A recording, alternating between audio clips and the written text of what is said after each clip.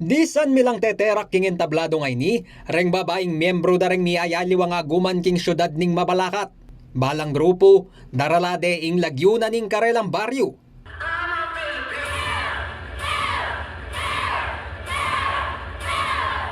Apin na ining final stage na ning Inter-Barangay Zumba Competition.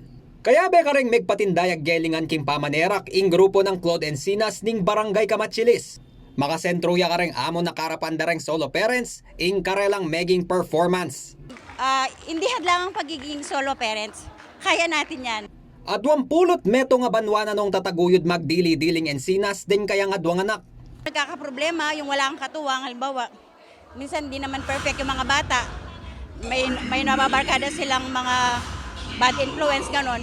Paghahanapin mo sila, mag-isa ka lang. Yung wala kang katuwang ba. Pero so far, so good naman. Sumangit na ning masayang Zumba dance competition ay inorganisa na ning lokal kapanibalan. Namang kanu makakalingwan ning aliwa pang pisasabyan ang makaparikil king interest na rin kay babaynan. Agpangking pamuntok na ning Mabalacat City Population and Gender and Development Department ay Charlo Costales. Sebe daneking ligligan terakan ing Women's Summit. Pag sinasabi nating mainstreaming kasi, yung nasa gitna siya ng usapin.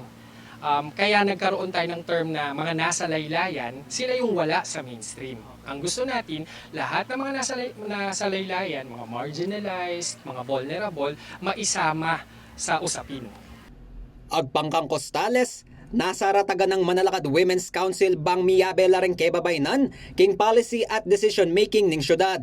Makasaupya kanu ini, bang lakwas lang medinan bosis pangaras king pisasabyan antimo solo parenting, reproductive health, ampong gender exclusivity kareng lugal pipagobran. Balak nating itayo sana o mawala sa spotlight ang LGU, but rather marinig talaga yung totoong boses ng mga kababaihan sa pamamagitan ng council nila. Kaya nga ang tawag doon, Council of Women, hindi Council for Women.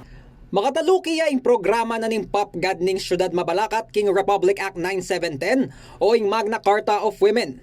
Agpangkang Costales, oras sa mitatag na ing konseho daring kebabaynan king Syudad Mabalacat, isulong danema na milukluk yang ex-officio member king sangguniang panglungsod nung ninuman ing Manimuno Karela.